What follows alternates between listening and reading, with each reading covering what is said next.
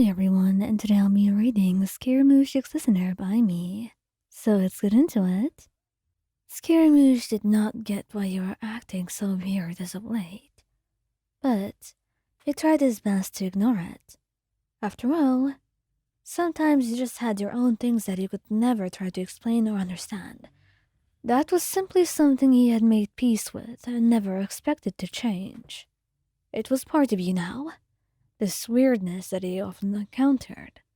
And so, he did not try or aim to fix it. He simply just wanted to know what was going on in your head and why you were behaving so strangely. Because it was not the usual amount of strangeness that he expected from you. No, you were hiding secrets. And it seemed to be very important that he doesn't find out whatever it was that you were hiding. And it bothered him. Of course it would. He had his own questions and a lot of jealousy as well. Not that he was ever going to admit being jealous. But, at the very least, he should know what you were hiding, if it was affecting him so much. The way that you treated him was different, and you barely even spent time together. He wasn't busy a lot. Most of the time that he wasn't home, he was helping the students in Sumeru. He didn't want to, but Nahida told him that if they had any questions, he should answer them. And so, he's been doing that. He took it as a part of his punishment. But Nahida told you that it was because she wanted him to know how to be nicer to people, and it was a learning experience. So you believed her in her wisdom. But when she told you there was something else important that she wanted to tell you about, you didn't expect her to share his birthday date with you. And she had told you that she wants you to take care of him and make it a happy birthday for him. She cared for him a lot, and most importantly, she wanted to see him happy. He may have done many things that were wrong, but she firmly believed that he deserved a second chance. Everybody did. And so, since she wanted to give him a chance and make sure that he was having the best life possible now, and considering the fact that he was not really causing harm anymore, she wanted you to make sure that he's celebrating well. She's not sure if she would be welcome. She would certainly give him a gift. But she knew he would much rather appreciate something quiet, with just the two of you. And you had kept it a secret. And after much talking with her, you decided on celebrating with just her and a few of his friends. And after everything was planned, the secrets ensued. And so you had to do a great deal of work just to make sure he didn't find out. You didn't want him to know of this before his birthday. It would ruin the entire surprise.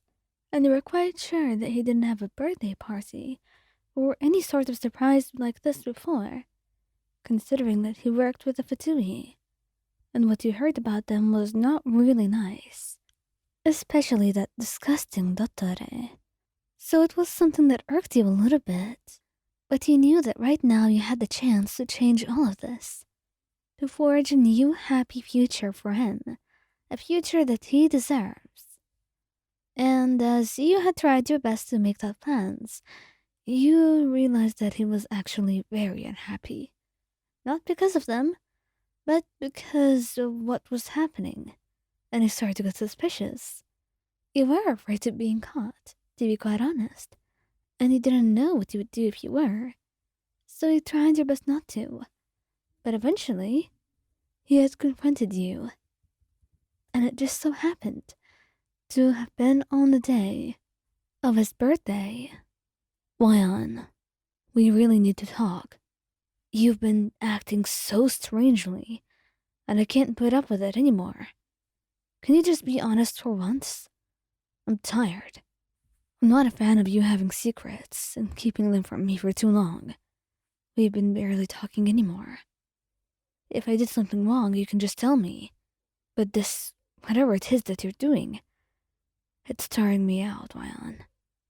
And I don't know. I can't just keep taking it. Okay, I understand. I will tell you everything you need to know. But how about you come with me so I can talk to you? You say, and although he hesitates, he trusts you, so he just goes with you to where you want him to. Would you tell me why you're going to the middle of nowhere? For what I want to talk to you about. He looks suspicious, but listens either way. And then, from behind you, Nahida and his friends, they're standing there, waiting for your signal.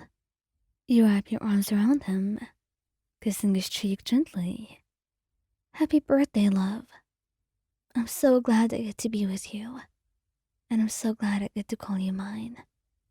You say sweetly, and he blushes brightly when there's a chorus of happy birthdays from those who are standing behind you, and he turns to face them. I can't believe you did this.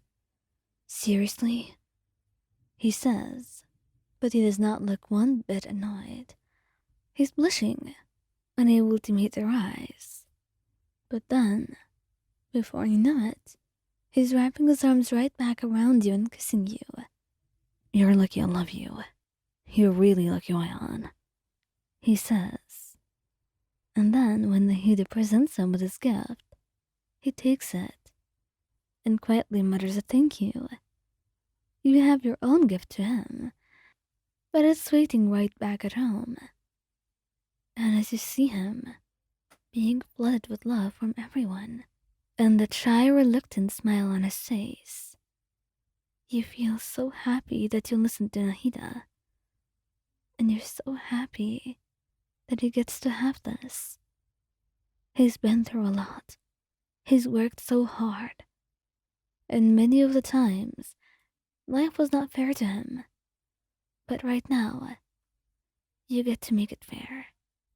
You get to be with him and see him happy and share that happiness because you know it's the least he deserves. And you plan to give him a lot more. And as for you and him, there's a lot that you want to do with him when you get back home, but you don't want to embarrass him. So there will be no PDA.